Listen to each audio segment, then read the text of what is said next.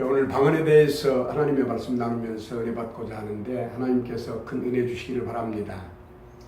첫째로 이 고린도 교회에 나타난 방언은 성령의 역사에 의한 것이 아니고 귀신으로 말미암은 것이라든지 혹시는 그 마귀의 걸작품이라든가 그와 같은 말씀이 맞는 것인지 또는 일반적으로 성령의 충만함을 받으면 외적으로 나타난 그 표현이 방언이기 때문에 방언하지 아니하면 성령의 충만함을 받지 못한 것인지 이런 문제에 대해서 성경 말씀은 말하기를 바울 사도는 이렇게 말했습니다.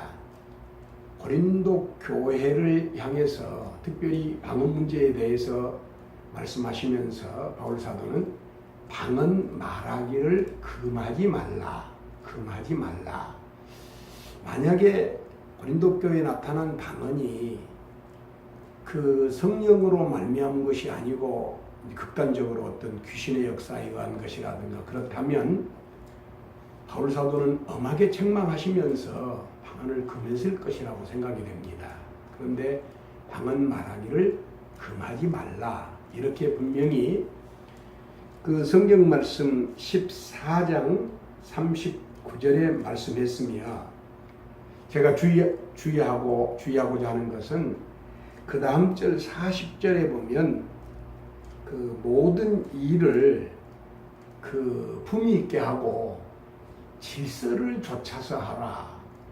다시 말하면 그 방언을 말하면 분명한 질서가 있는데 그 질서를 좇아서 하라. 이렇게 말씀하신 내용을 볼 수가 있습니다.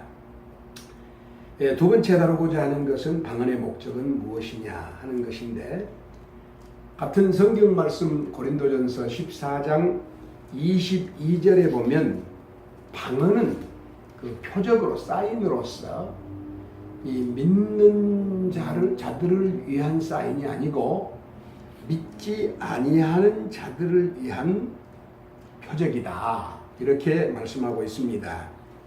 그렇기 때문에 이 말씀 무슨 말씀이겠습니까?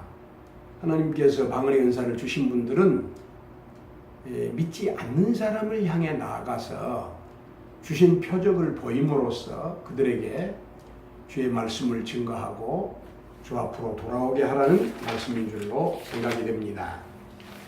그러면 가장 오늘 중요한 말씀으로 방언을 어떻게 해야 되는가?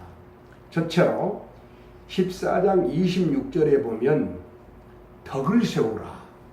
그 교회의 덕을 세우라 라고 하는 말씀이 있고 구체적으로 27절에 보면 방언을 할 때에는 2사람이나 3사람이 하라 그랬습니다.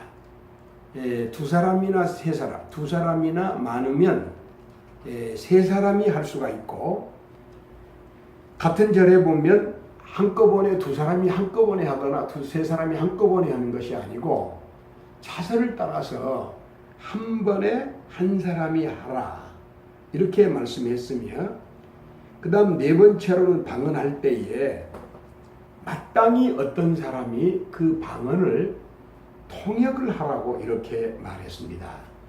이 말씀에서 금하고 있는 것은 통역이 없다면 방언은 교회에서 즉 다시 말하면 공예배 시에 할 수가 없는 것입니다.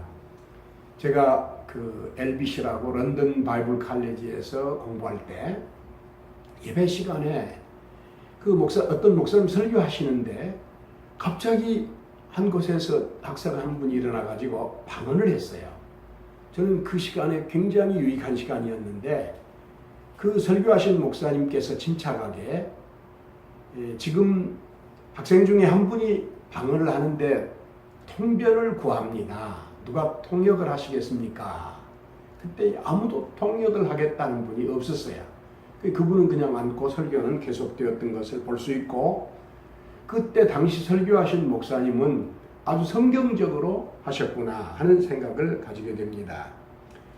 그래서 만약에 통역이 없다면 그 영어 성경 should keep quiet 다시 말하면 in church, 교회 안에서는 마땅히 조용히 하고 더 이상 할 수가 없다는 것을 말씀했으며 34절, 35절에 보면 이 교인 가운데에 여자인 경우에 어떻게 할 것이냐. 물론 당시 문화에 의한 것인 줄로 압니다만 그런 문제가 다루어져 있고 마지막 40절에 보면 품위 있게 하고 질서 있게 하라라고 하신 말씀을 볼 수가 있습니다. 오늘 방언에 대해 생각하면서 일어날 수 있는 질문들, 그리고 방언의 목적, 방언을 어떻게 해야 되는가 그 질서 문제, 여기까지 말씀드렸고 마지막으로 예언에 대해서 연계해서 말씀을 드리고자 하는데 어떤 분은 고린도전서 14장이 방언장이 아니고 예언장이다 이렇게 말씀했는데 아주 훌륭한 관찰이라고 저는 생각합니다.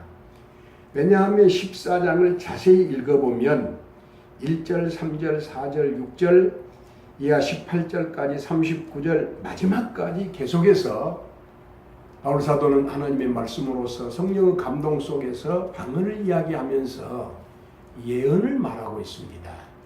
그래서 그 방언을 설명함에 있어서 예언을 곁들여서 예언에 비추어서 이렇게 말하고 있으면서 예언이 방언보다도 그 나은 가치가 있음에 대해서 누구도 부인할 수 없게끔 말씀하셨어요.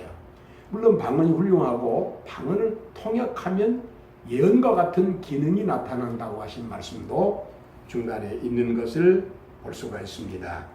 그러면 예언이라는 것은 무엇입니까? 한마디로 말하면 미리 될 일을 이야기하는 것도 예언이지만은 하나님의 말씀은 모두가 다 예언이고 예언자라고 이렇게 말했을 때에 하나님의 말씀을 맡은 자라고 하는 의미가 있습니다. 그러므로 예언이라고 하는 것은 하나님의 말씀을 듣고 깨닫고 알아서 그 말씀을 전파하는 것이 예언입니다. 그러므로 성경에 있는 말씀대로 예언하기를 힘쓰라 했으니 전도하는 일에 힘쓰며 우리 주 예수 그리스도 구주이심을 만방에 전하는 역사가 있기를 주의 이름으로 축원합니다. 대단히 감사합니다.